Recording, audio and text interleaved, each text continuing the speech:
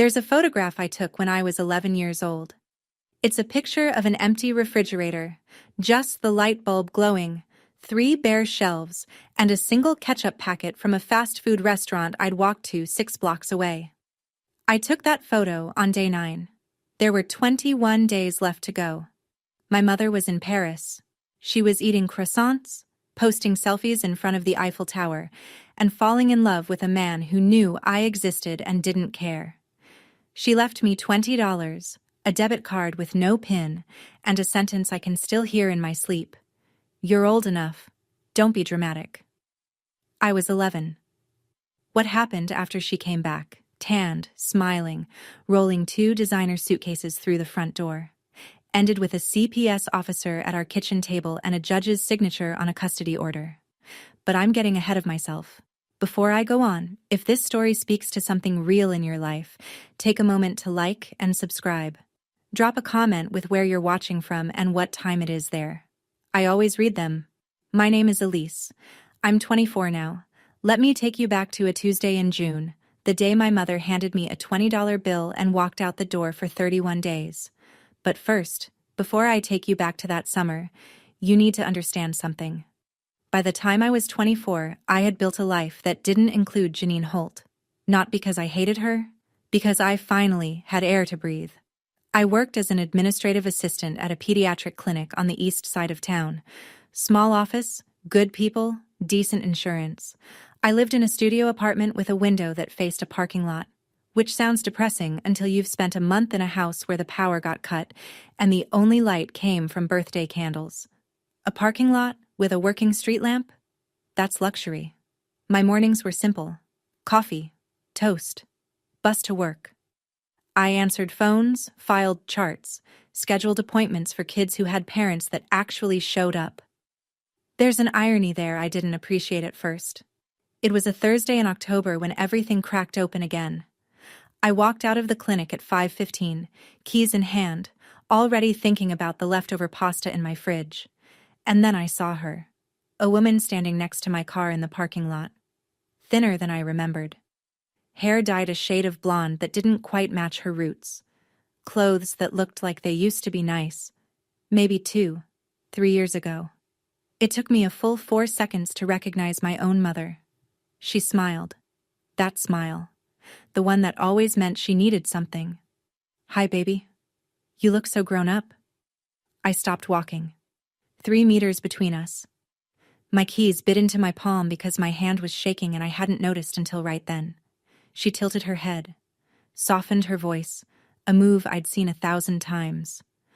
"I wouldn't come all this way if it wasn't important, Elise. You know that." I didn't know that. What I knew was that the last time this woman stood near me, I weighed 67 pounds and a judge had to intervene. But she wasn't done talking. Her second sentence told me everything. "I need your help with something. It won't take long." 13 years of silence, and she opened with a favor. I should have gotten in my car and driven away. I know that now. But there's a thing that happens when you grow up invisible. When someone finally looks at you, even the wrong someone, your body freezes before your brain catches up. I didn't invite her to my apartment. That much I managed. We walked to a coffee shop 2 blocks from the clinic. I ordered black coffee. She ordered a vanilla latte with oat milk and extra foam, then smiled at the barista like they were old friends. She started with small talk. My job, my apartment. "Oh, you look so healthy, so pretty." Compliments that arrived 13 years too late, wrapped in a voice that hadn't earned the right to deliver them. I waited. It didn't take long. Janine was applying for a position at an assisted living facility. Something in patient care. The background check had flagged her. A record in the state central registry. Child neglect, substantiated. Her file. My name. She couldn't get hired. She leaned forward.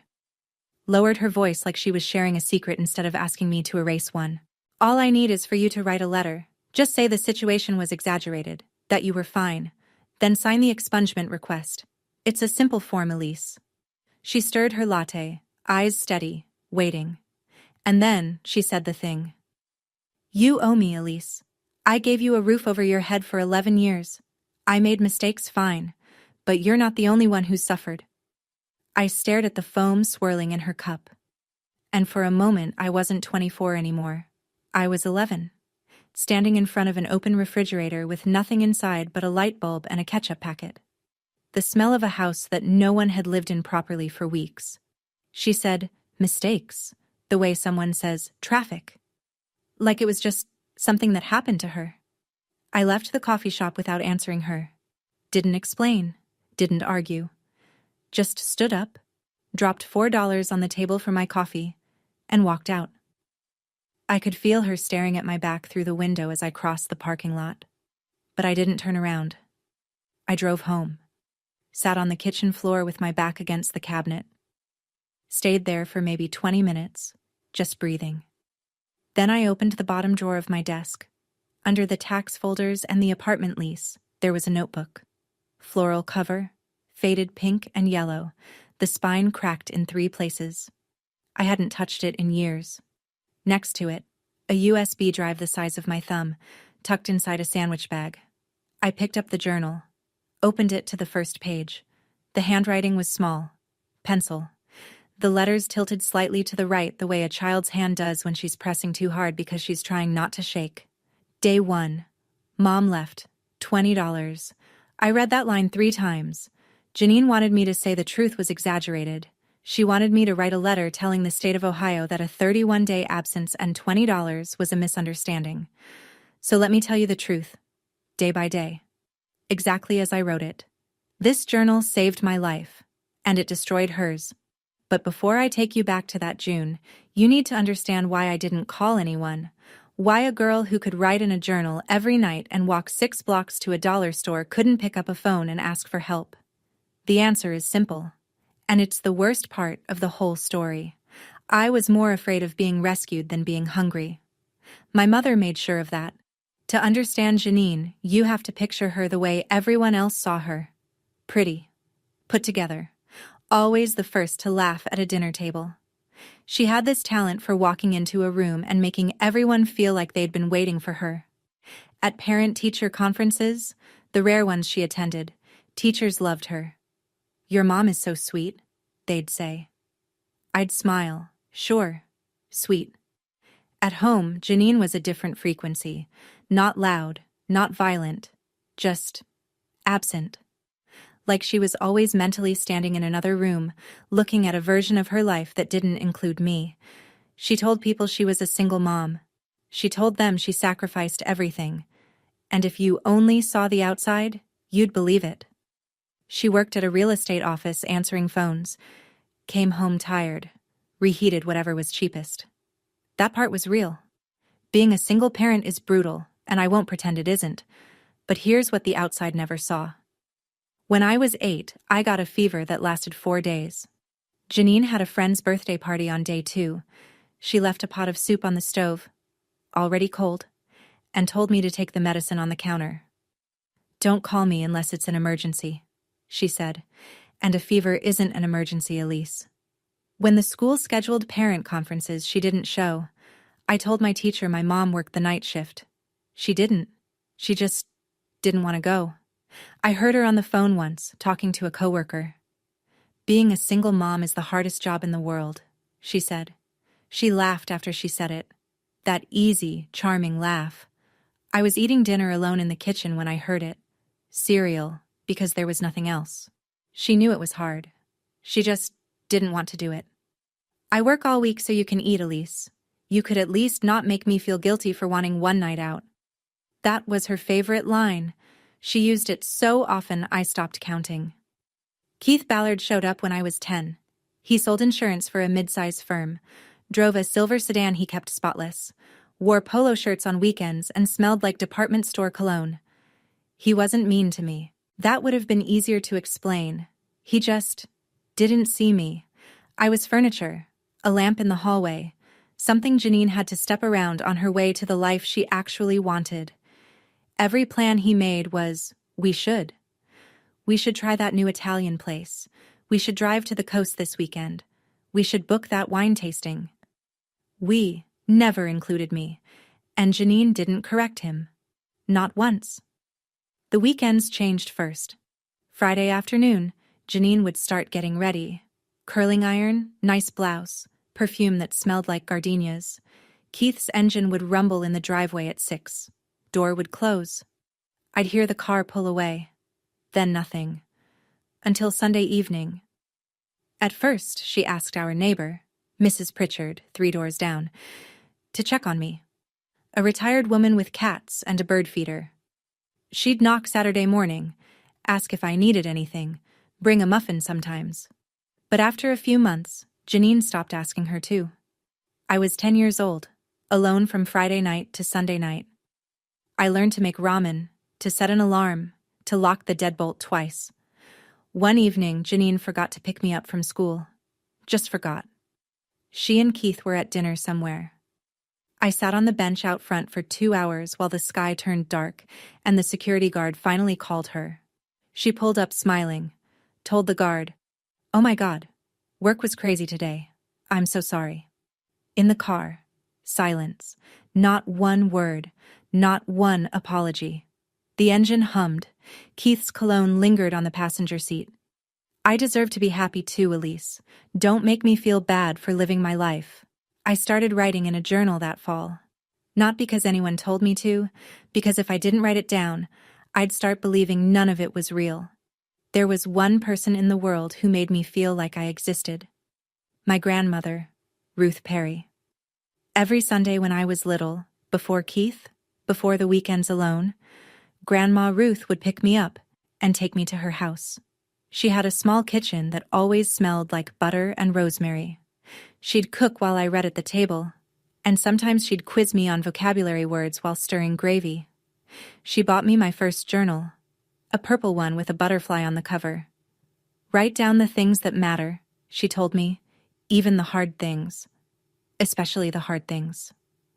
But Janine and Ruth did not get along. It started the year I turned 9. Ruth pulled Janine aside after a Sunday lunch and said quietly but clearly, "Janine, you're not taking care of that girl the way she needs." That was the end. Janine drove us home in silence. By the following week, Ruth's number had been deleted from the house phone. When I asked for Grandma's address, Ruth had sold her old house and moved to a smaller place. Janine said, "Your grandma doesn't want to see you anymore, Elise. She told me that herself." I was 9. I believed my mother. It wasn't true. None of it. Ruth had tried. She drove to our house 3 times that year and knocked on the door. Janine didn't answer. Ruth sent birthday cards every single year. Janine intercepted them all. I found this out much later, and when I did, something inside me cracked in a place I didn't know I'd been holding together. 3 knocks on our door. I can picture it. The doorbell ringing once, twice, 3 times. Then silence. Ruth standing on the porch with a card in her hand, waiting for a door that would never open.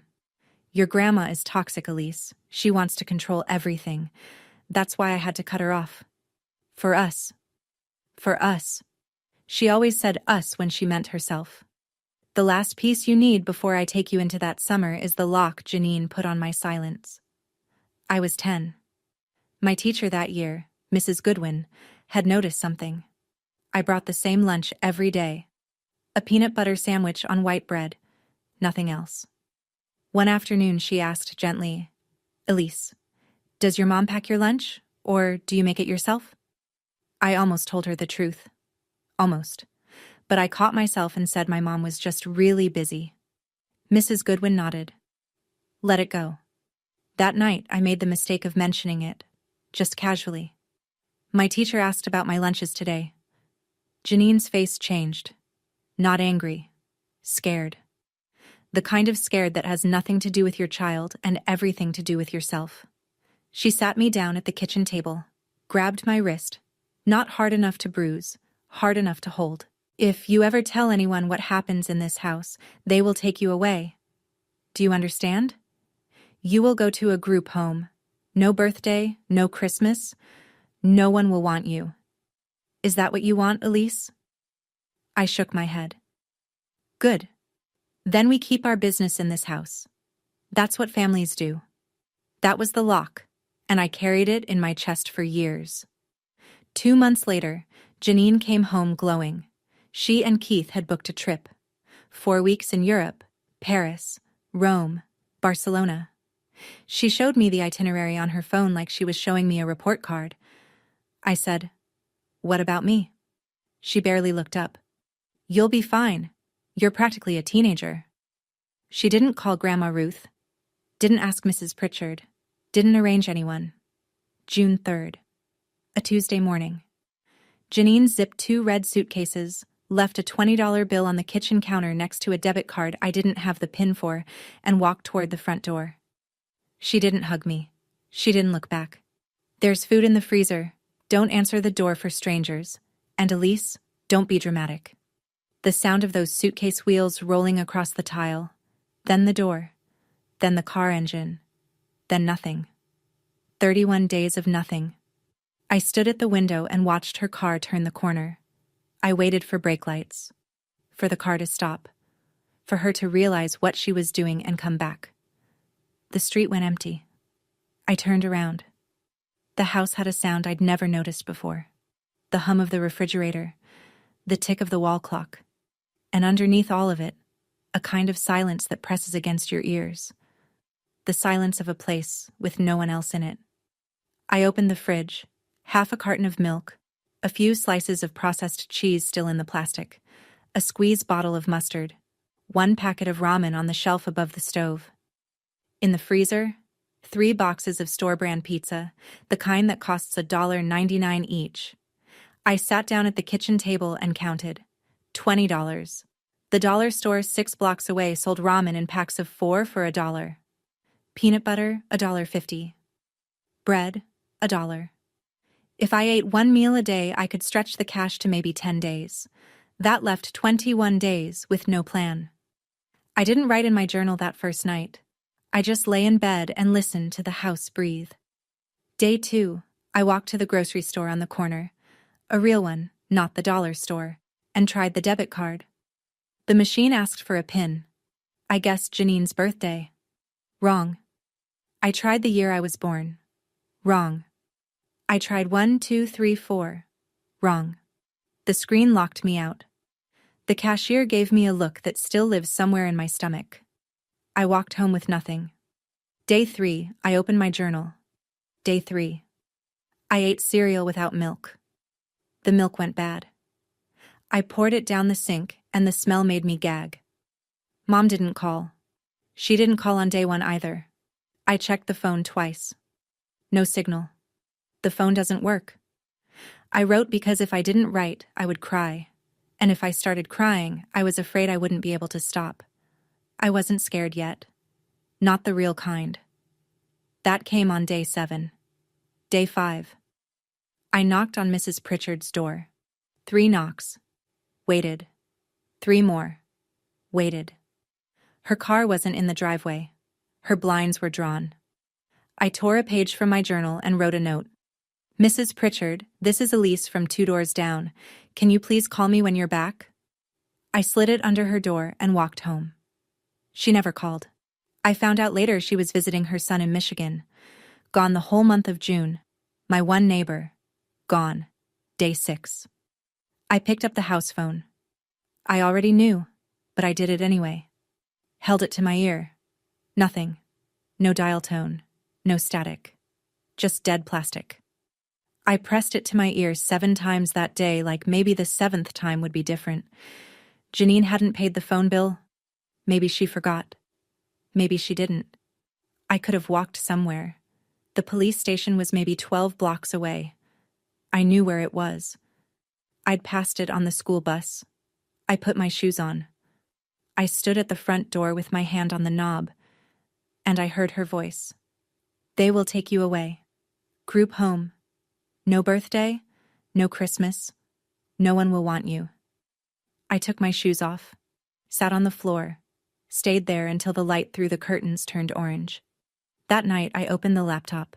Janine's old desktop computer that she'd left because it was too heavy to take. The Wi-Fi was dead, but sometimes, if I sat near the back wall of the kitchen, a faint signal leaked in from a neighbor's unsecured network. Enough to load one page if I waited long enough. I checked Janine's bank account. The joint one.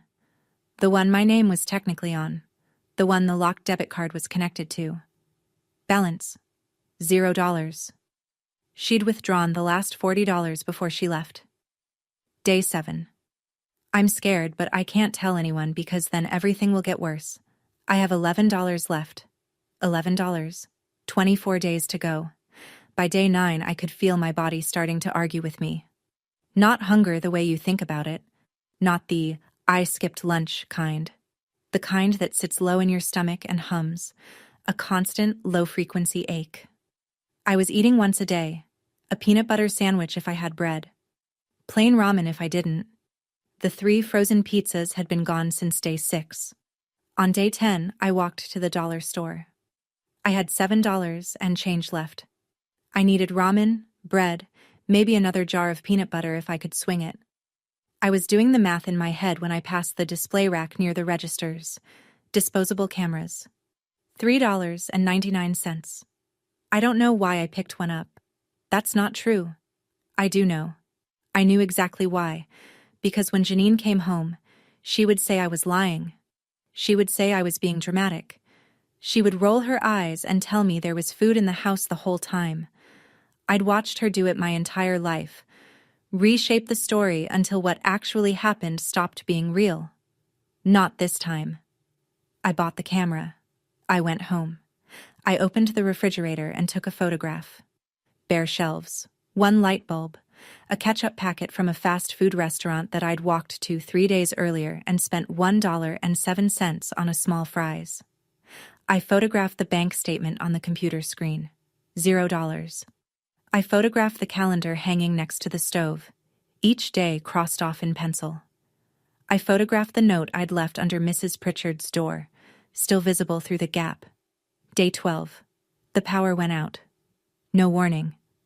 Just darkness. The hum of the refrigerator stopped, and the house went so quiet I could hear my own heartbeat. Janine hadn't paid the electric bill either. I found a box of birthday candles in the junk drawer. 12 left from my 10th birthday. The only birthday she'd bothered with a cake. I lit one. Sat at the kitchen table with my journal. The candle made my shadow huge on the wall. Then I remembered the computer had a webcam, and the UPS battery backup still had a charge. I opened the laptop. Hit record. I didn't plan what to say. I just talked. Day 12. It's dark. The lights went out. I'm talking to the camera because there's no one else. The file saved to the hard drive. I didn't know what it was worth. I just didn't want to be alone in the dark without a voice, even if it was my own. 4 birthday candles left. I discovered the church on day 13. 4 blocks south, past the laundromat and the auto parts store. A brick building with a hand-painted sign that read, Community Meal, Saturdays 11 a.m. I'd walked by it 100 times on school days and never once paid attention. I showed up that Saturday at 10:50, stood at the end of a line that stretched along the sidewalk. Nobody asked my name. Nobody asked why an 11-year-old was standing in a food line alone. I was tall for my age. Maybe they assumed I was 13, 14. Maybe they just didn't want to make it worse by asking. A woman in a green apron handed me a paper bag. Bread, 2 cans of soup, an apple. She smiled at me. A real one. Not Janine's smile. I almost cried right there on the sidewalk. I held it together by biting the inside of my cheek so hard I tasted copper. Saturday. Got bread, canned soup, and an apple. The lady at the church smiled at me. I almost cried. 2 days later, the neighbor's Wi-Fi signal drifted through again. I sat on the kitchen floor with the laptop and waited for Janine's social media page to load. It took 4 minutes. And there she was. Rome. Golden light. Janine in a sundress, holding a gelato cone, laughing at something Keith said. The Colosseum behind them, out of focus but unmistakable. Her caption, Living my best life. #Eurotrip. #blessed. The next photo, a restaurant patio, white tablecloth, wine glasses. Caption, Missing my baby girl back home. Can't wait to bring her souvenirs. Missing me. She missed me so much she posted about it instead of calling. So much she didn't leave a working phone number. So much she drained the bank account before she left. I didn't cry, I took a screenshot. Day 17. Mom posted pictures. She wrote, "Blessed. I ate canned soup in the dark. 11 days left." She was coming back. And everything she'd built, the image, the story, the version of herself that other people believed, was going to collapse. But not because of me, because of my 6th grade teacher. The school district ran a summer enrichment program for 2 weeks at the end of June. I didn't sign up because I wanted to learn. I signed up because they served lunch. Day 25. First day of the program. I put on the cleanest clothes I had, a t-shirt that hung looser than it used to, and jeans I'd been tightening with a hair tie through the belt loop. I walked to school the way I'd walked everywhere that month. One foot, then the other, slow enough to save energy. It was 91 degrees that day, the kind of heat that sits on your chest. We were outside for physical education. The teacher had us running laps. I made it halfway around the track before my vision went white at the edges. The ground tilted. My knees gave out. I don't remember hitting the grass. When I opened my eyes, I was in the nurse's office. Cool cloth on my forehead, a box of crackers on the table, a juice box already opened, straw already in, and a woman sitting in the chair beside me, watching me the way no one had watched me in a very long time. Mrs. Helen Whitfield, 6th grade English. She had reading glasses pushed up on her head and a lanyard full of keys around her neck. She didn't look scared. She looked focused, the kind of focus that means someone is paying attention for real. "Elise, how long have you been eating like this?" I reached for the crackers instead of answering. She waited. Then, quieter. "Elise, who's taking care of you this summer?" Janine's voice. "Group home. No one will want you." I looked down. Mrs. Whitfield leaned forward. Not crowding me, just closer. "Elise, you don't have to protect anyone right now. Just tell me the truth." I held the juice box with both hands. They were shaking. The straw rattled against the foil. "My mom is in Europe. She's been gone for 25 days. Mrs. Whitfield stopped breathing. 3 full seconds. I know because I counted. Then she put her hand on my shoulder, light, steady, and said, "You did the right thing, honey. I'm going to help you now." She stood up. She walked to the phone on the wall. She dialed. But she didn't call my mother. She called CPS. They came the next morning. Donna Chase was a caseworker with the county's Department of Children and Family Services.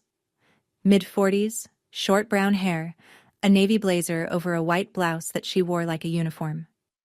She carried a clipboard and a canvas bag, and she knocked on my front door at 9:15, with Mrs. Whitfield standing one step behind her. I opened the door. The house behind me said everything I couldn't. No lights. The power was still off. The air inside was stale and warm. The kind of thick that clings to your skin when a house hasn't been properly opened in weeks. The kitchen counter had 3 empty cans of soup lined up next to the sink. The trash hadn't been taken out because I couldn't reach the dumpster lid in the alley. Donna Chase didn't gasp. She didn't say, "Oh my God." She just walked through the house slowly, the way someone does when they're reading a room the way you read a page. She opened the refrigerator. She looked at the calendar. She noted the crossed-off days. 26 X marks in pencil. Then she turned to me. "Elise, do you have any records? Anything you wrote down or saved?" I went to my bedroom and came back with the journal, the floral one, faded pink and yellow. I handed it to her. Donna opened it, read the first line, turned the page, read the next. She didn't speak for a long time. She just kept turning pages, each one dated, each one written in careful pencil by a child who had no one to talk to except a notebook. When she looked up, her eyes were red. I showed her the disposable camera. 22 exposures. I showed her the folder on the laptop. The webcam recordings. Day 12 in the dark. Day 15. Quieter. Day 20. Barely whispering. Donna took photos of every page. Click. Click. Click. The sound of the shutter was the loudest thing in that house in weeks. She turned to Mrs. Whitfield. Her voice was low, but I heard it. This is one of the most documented cases I've ever seen from a child this age, and she didn't even know she was building a case. Then she knelt in front of me, eye level. Elise, you are not in trouble. You haven't done anything wrong. I need you to understand that. I nodded. I didn't trust my voice. We're going to find your grandmother. Donna Chase made 3 phone calls that afternoon. It took less than an hour to find Ruth Perry. She lived 45 minutes away. Same county. A 2-bedroom rental near a community garden. She'd been there for 3 years, ever since Janine cut her off, and she'd never stopped trying to reach me. Donna confirmed it. Letters sent, cards returned, visits unanswered. Janine had built a wall between me and the one person who actually cared, and she'd told me it was the other way around. Day 27, 4 days before Janine's flight home. I was sitting on the front steps when the car pulled up. A blue sedan, older model, clean. The driver's door opened and a woman stepped out. Silver hair in a low braid, glasses on a chain around her neck.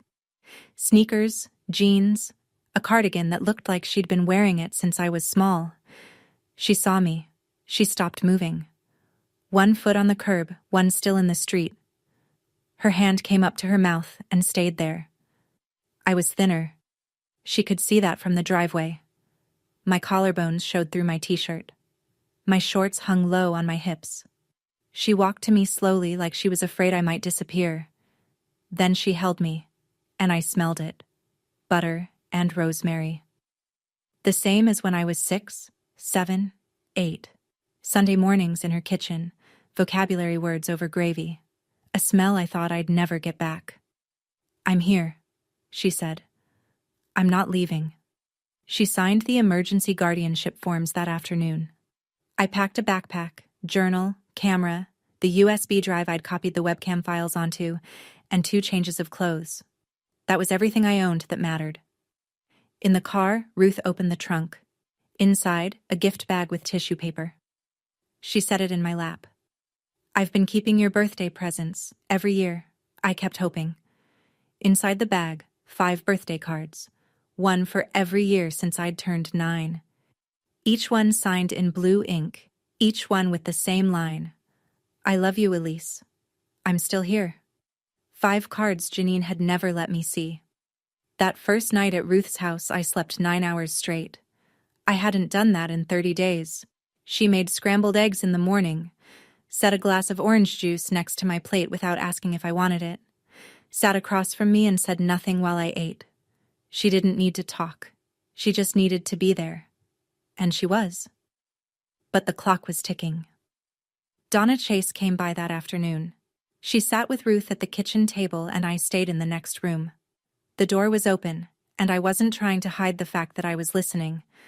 Donna didn't seem to mind. The file has been opened, Donna said. Child neglect, substantiated. When Ms. Holt returns to the country, she'll be contacted by our office. We've coordinated with local police. No one's going to meet her at the airport. That's not how we do this. But when she arrives at the house, there will be someone there. Ruth nodded. Her jaw was tight. What happens to Elise? You have temporary emergency custody. That holds until the family court hearing. Given what we've documented, I expect the court to formalize something longer term. I sat on the floor of the hallway, knees pulled to my chest. I could hear everything, and inside me, 2 things were fighting. Part of me wanted it. Wanted someone to look at what she'd done and say it out loud. Wanted a judge, a file, a record, proof that I wasn't dramatic, that this was real, that it mattered. And part of me, the part that still called her mom in my head, was terrified. Because once this happened, there was no pretending anymore. No going back to the version of us where she was just a tired single mom, and I was just a quiet kid. Have you ever wanted justice and been scared of it at the same time? Wanted someone to be held accountable but also wished you didn't have to be the reason it happened? If you know that feeling, tell me in the comments. Because at 11 years old, I didn't have a name for it. I just knew my hands wouldn't stop shaking. 3 days. In 3 days, she would walk through that door expecting everything to be exactly as she left it. July 4th, Independence Day. You can't make this stuff up. Janine's flight landed at 4:17 in the afternoon. I know the exact time because Donna Chase called Ruth to confirm. I was sitting on the porch steps at Ruth's house, watching the neighbor kids set up sparklers in their driveway. I could smell hot dogs grilling 2 houses down.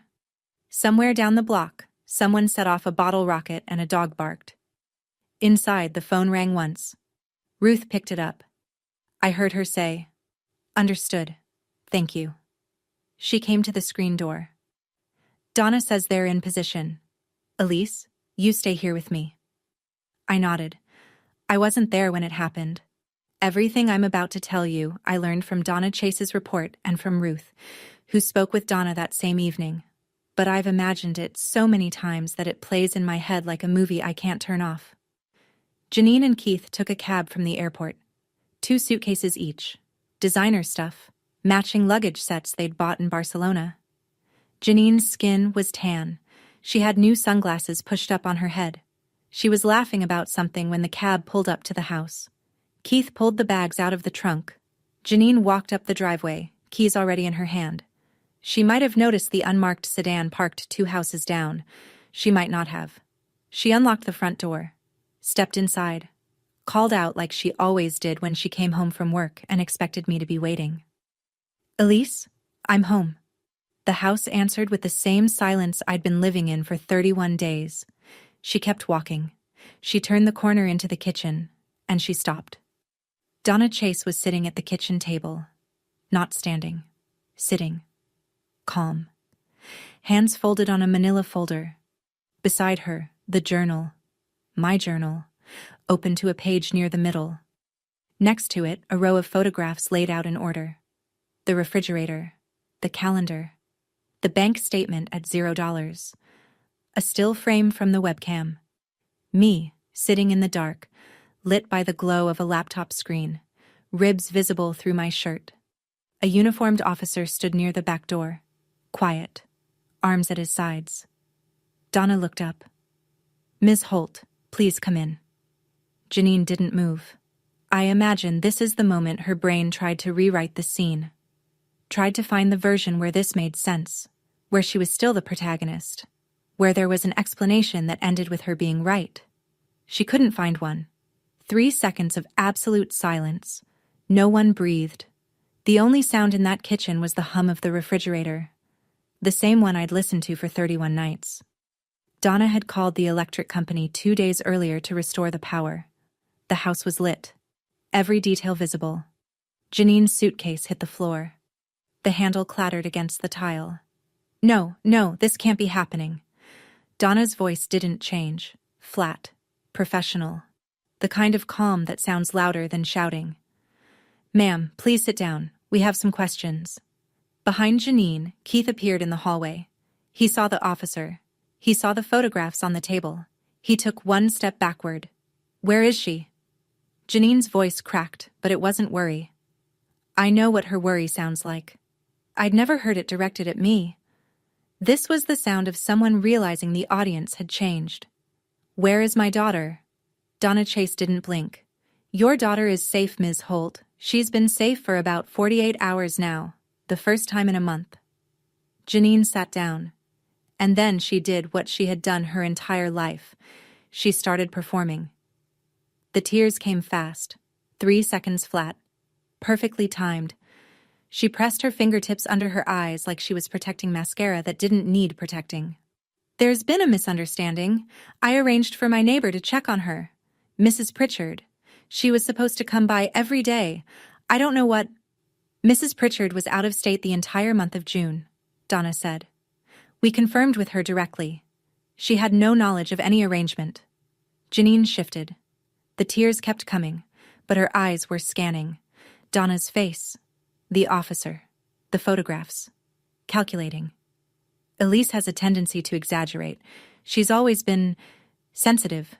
She probably just didn't answer the door when... Donna picked up one of the photographs. The refrigerator. Bare shelves. Light bulb. Ketchup packet. "Is this exaggerated, Ms. Holt?" Janine looked at it, looked away. I'm a single mother.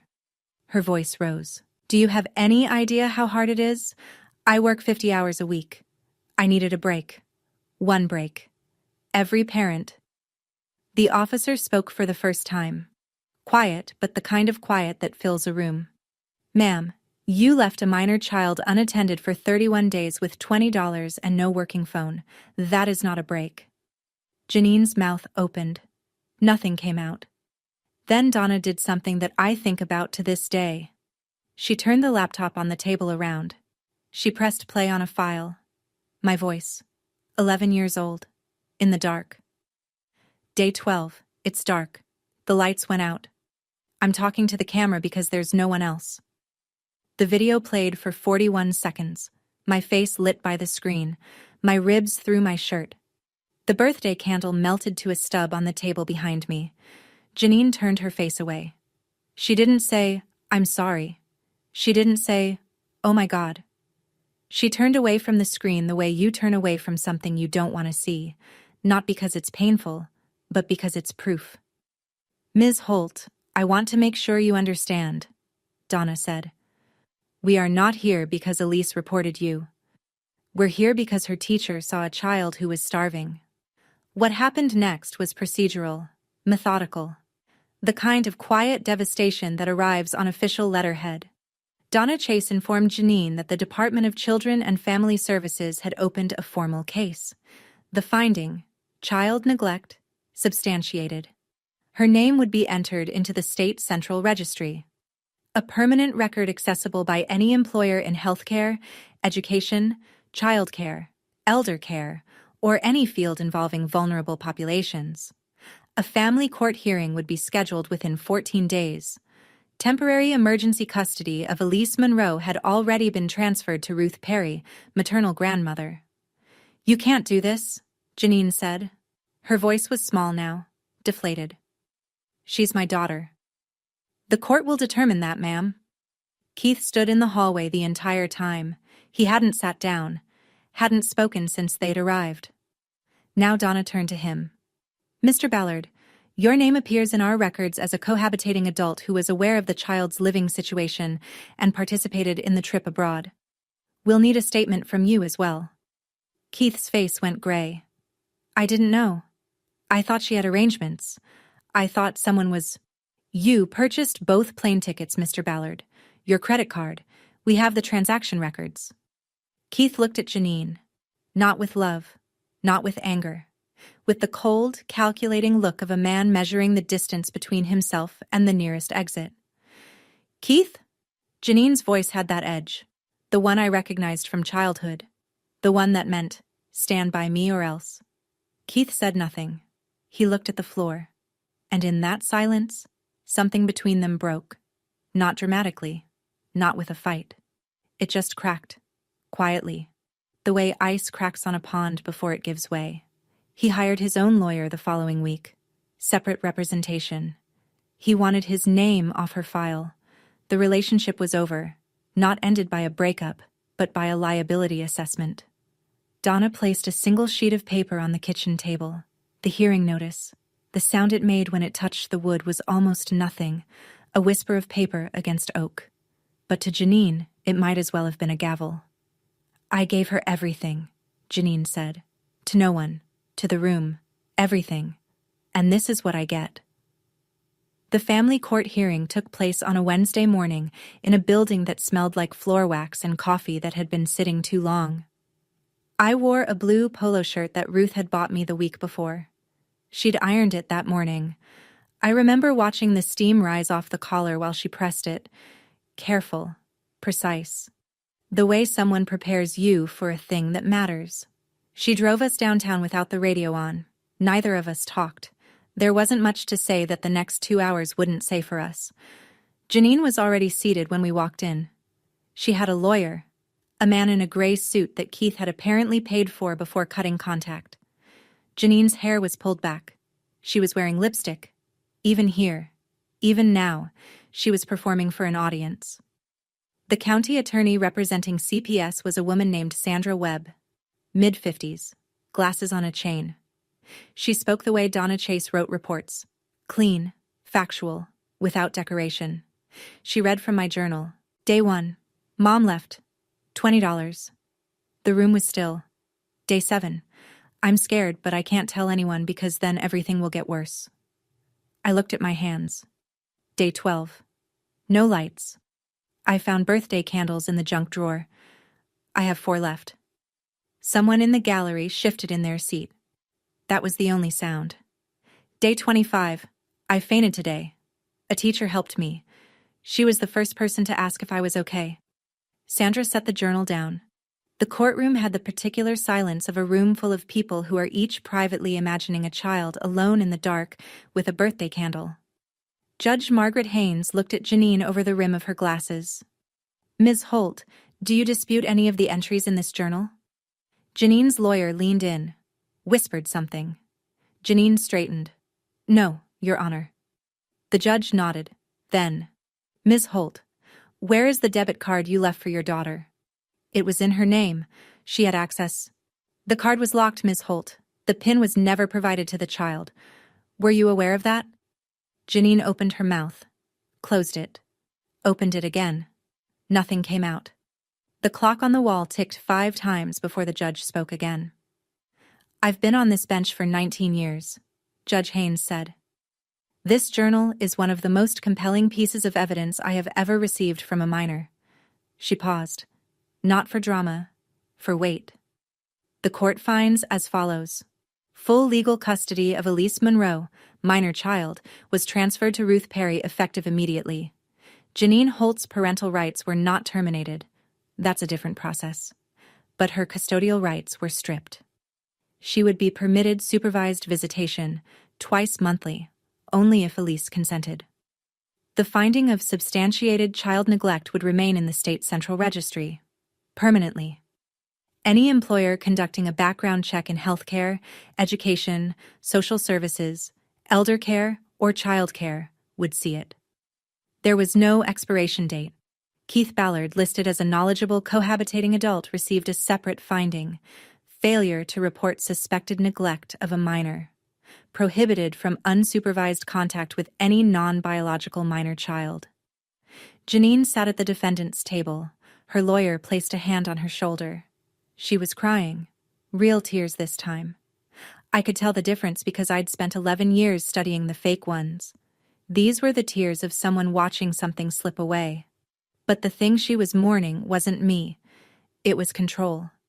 The ability to shape the story. That's what broke her.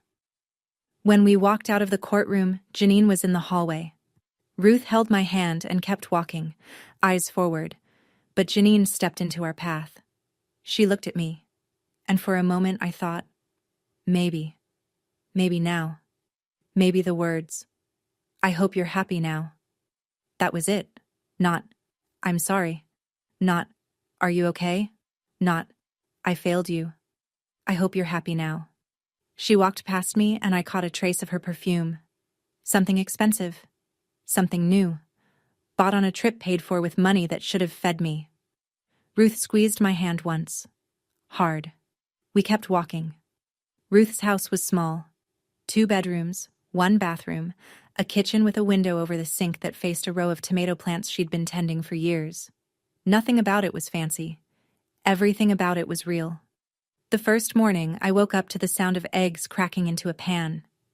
I came into the kitchen and there was a plate, toast, eggs, a glass of juice. Ruth was already sitting across the table reading the newspaper, like this was just a regular Tuesday. Like I'd been there all along. How was your day? She asked every single evening. Sometimes I said fine, sometimes I said bad. She listened either way. She never once told me I was being dramatic. The years after that moved the way years do when they're not being survived. They just passed. 7th grade, 9th grade. I started making friends. Real ones. I joined the school's creative writing club because a teacher told me I was good with words. By sophomore year, I was submitting short stories to the school magazine. By senior year, I won an essay contest. Ruth taped the certificate to her refrigerator.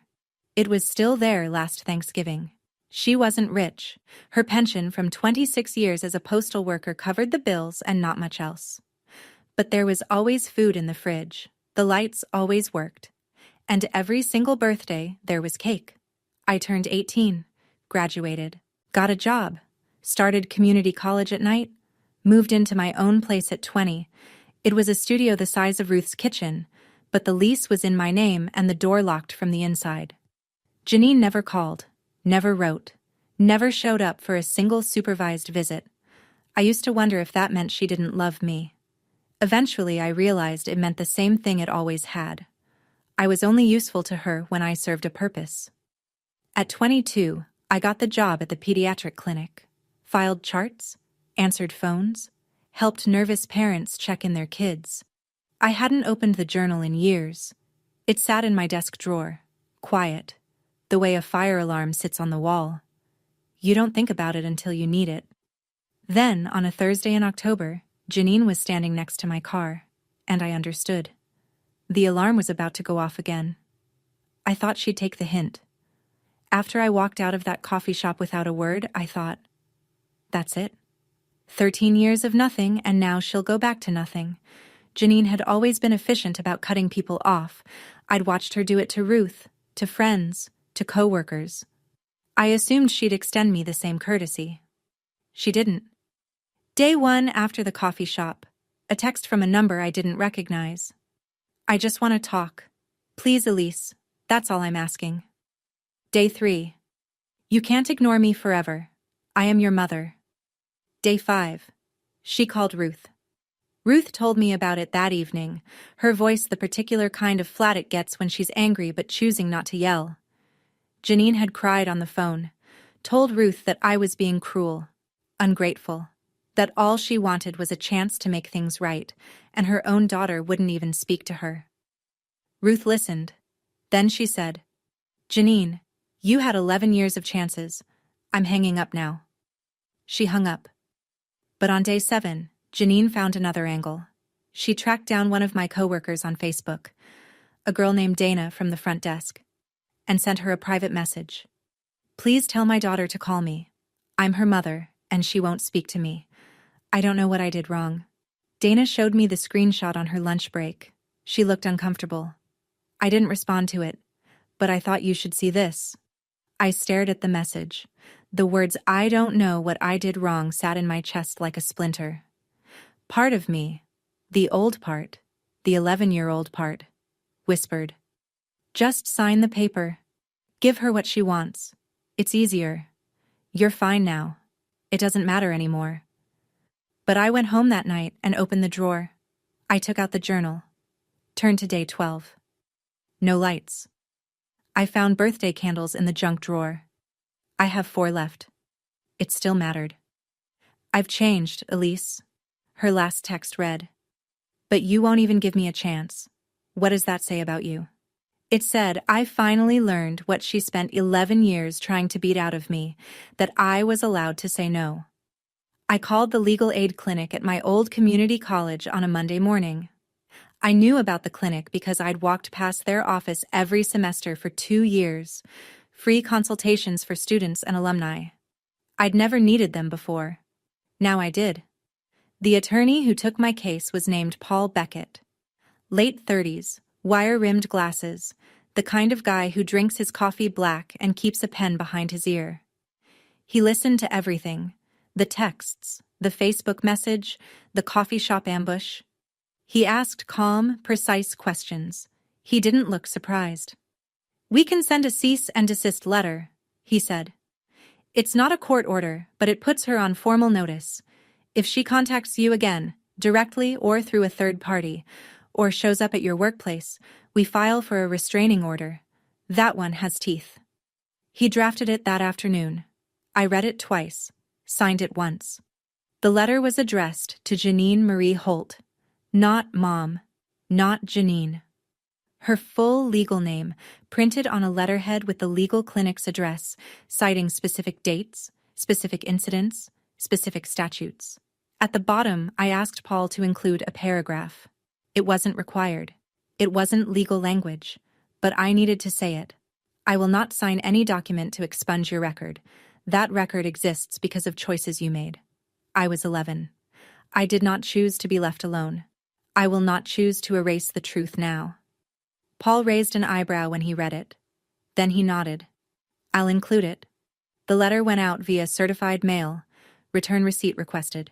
Paul also told me something that landed like a stone in still water. Even if I had signed Janine's form, the expungement almost certainly would have been denied. A substantiated finding in the state central registry requires significant new evidence to overturn, not just a victim's letter. Janine had told me, just sign and it goes away. It wouldn't have. She was manipulating me. Again. One more performance. One more script she needed me to follow. The printer hummed. The pen scratched paper. The envelope sealed shut. I didn't write that letter to hurt her. I wrote it so she would know. The little girl who was afraid of group homes doesn't live here anymore. 5 days after the letter was mailed, Janine came to my workplace. Monday, 9 in the morning. I was at the reception desk entering patient records. The waiting room was half full, a mother bouncing a toddler on her knee, an elderly man flipping through a magazine, a teenager with earbuds and a splinted wrist. The front door opened, cool air from outside. Janine, different from the parking lot. Thinner, hair messier, eyes rimmed red. But that could have been real or rehearsed. She wore a wrinkled coat and sneakers that didn't match her purse. She looked like someone losing a fight with her own life and blaming the referee. We need to talk, right now. I'm not leaving until you listen to me. The toddler's mother looked up. The teenager took one earbud out. I stood. Here's what I did not do.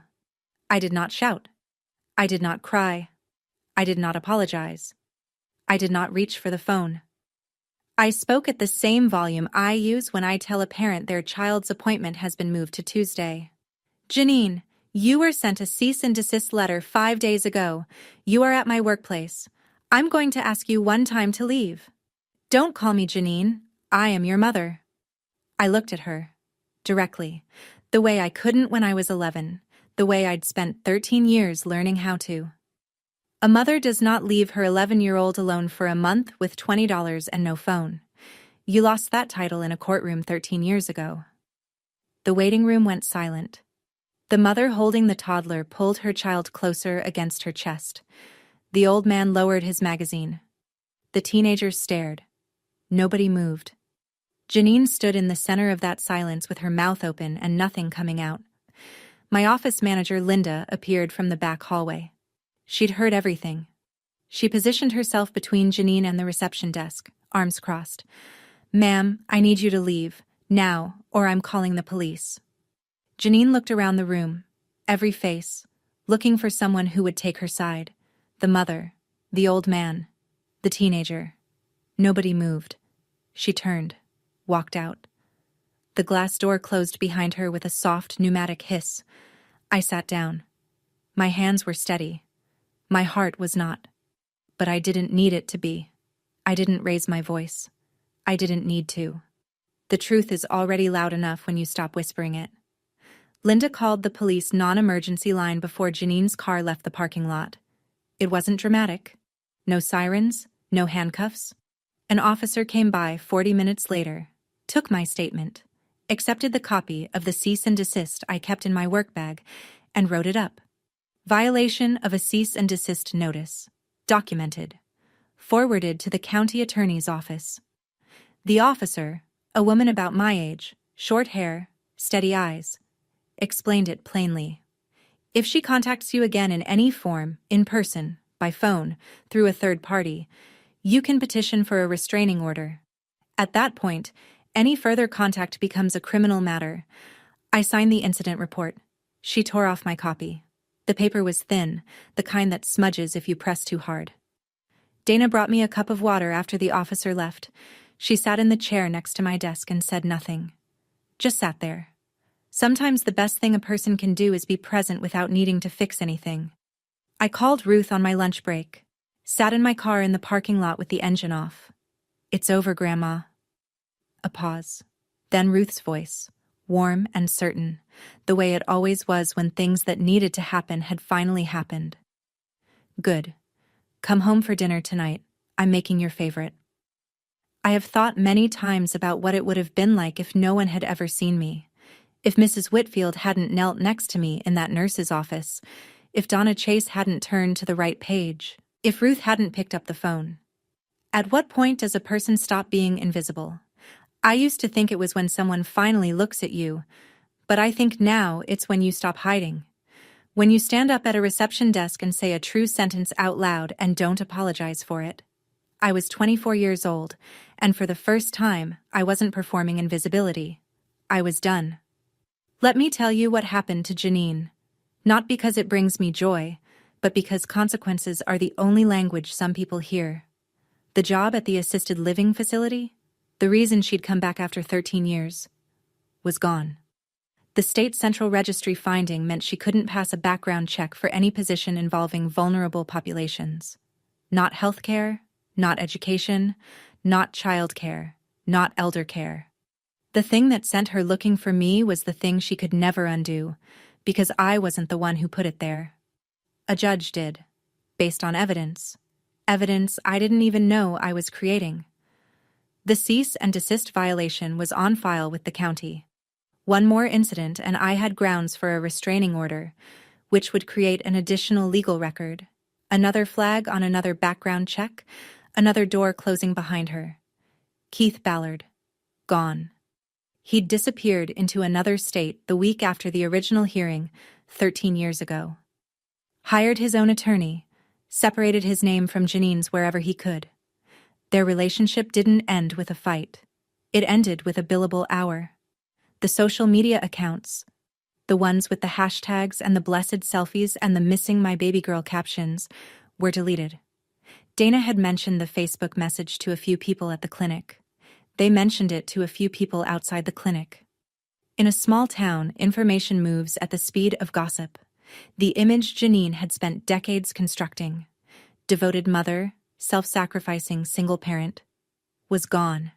And she couldn't spin it anymore because there was a paper trail, from hashtag living my best life in Paris to a borrowed room in a friend's apartment, unable to get hired. Not because I attacked her, not because I exposed her, because I stepped to the side and let the consequences she'd been outrunning for 13 years finally catch up. I didn't destroy her life. She made her choices 13 years ago. I just stopped standing between her and the results. 3 weeks of silence. I had started to believe it was finally over. Then Ruth called me on a Tuesday evening. A letter came for you. She sent it to my address. Not directly to me, through Ruth. Technically not a violation. Janine had always been precise about the edges of rules she was willing to bend. I drove to Ruth's that night. The envelope was on the kitchen table, handwritten. My name in loopy cursive. I opened it standing up. Dear Elise, I know I made mistakes. I know I wasn't perfect, but I am still your mother and I always will be. I hope one day you'll find it in your heart to forgive me. I've changed. All I want is for us to be a family again. Mom, P.S. If you could reconsider the letter about my record, I would really appreciate it. I just need a fresh start. I read it twice. She wrote, I made mistakes. Plural. Vague. The way you describe getting a parking ticket or forgetting to return a library book. Not the way you describe leaving your child alone for 31 days in a house with no power, no phone, and no food. She wrote, I wasn't perfect. As if the gap between perfect and criminal was a rounding error. And then, the P.S. The real purpose, the part the apology was packaging for. One more request. One more form. One more time she needed me to perform a function. She signed it in lipstick. I'm not making that up. Not ink. Not pen. Lipstick. The same way she signed postcards to friends from vacation. Even her apology was a performance. I didn't reply. Didn't tear it up. Didn't burn it. I folded the letter, slid it back into the envelope, and placed it in the desk drawer. Next to the journal. Next to the USB drive. Next to the birthday cards Ruth had saved for 5 years. If she ever came back again, I'd have one more piece of evidence I didn't ask for and she handed me voluntarily. The drawer closed with a quiet click. The same drawer, the same journal, but a different girl deciding what to keep. It's morning as I tell you this, a Saturday in October. I'm sitting in my studio apartment with a cup of coffee that's almost too hot to hold. I just opened the refrigerator. Full. Milk. Eggs. Spinach. Leftover pasta from Thursday. A container of soup. Ruth dropped off last Sunday. 2 apples. A block of cheese. You don't understand what a full refrigerator means until you've opened one at 2 in the morning and found nothing but a light bulb and a ketchup packet. Now, every time I open that door and see food, something in my chest releases, a muscle I've been clenching since I was 11. I don't hate Janine. Hate takes maintenance I'm not willing to provide. I just don't make room for her anymore. Not in my house, not in my head, not in the refrigerator. Ruth and I have dinner every Sunday. She's 72 and still tends her tomato garden. She still asks, "How was your day?" every time I call. She still tapes things to her refrigerator. Last month it was a thank you card I gave her. No reason. Just because. I work at the clinic. I file charts. I help parents check in their kids. Sometimes a mother walks in looking overwhelmed and tired and scared, and I give her a warm smile and say, "Take your time. We're in no rush." Because I know what it looks like when a child is watching to see if the adults around them are paying attention. Ruth once told me, "Boundaries aren't walls you build to keep people out. They're doors where you hold the key." I think about that a lot. If you're listening to this and it feels familiar, if you were the child in the dark house, or if you're the adult still afraid of being called selfish for saying no, I want to tell you something. It's the same thing Mrs. Whitfield told me the day she knelt beside me in a nurse's office with a juice box and a question I'd been waiting my entire life for someone to ask. You don't have to protect anyone right now. Just tell the truth. My refrigerator is full. My phone works. My door has a lock that only I control. I am 24 years old and I am finally, completely, home. That's my story. I didn't tell it for pity. I told it because silence is what people like Janine count on. And I'm done being quiet. If this reached you, hit like and subscribe. Share it with someone who needs to hear it today. And if you've ever had to draw a boundary with someone who called it betrayal, tell me in the comments. I read every single one. There's another story waiting for you in the description, about a girl whose family tried to erase her from a wedding, and what happened when she showed up anyway. I'll see you there.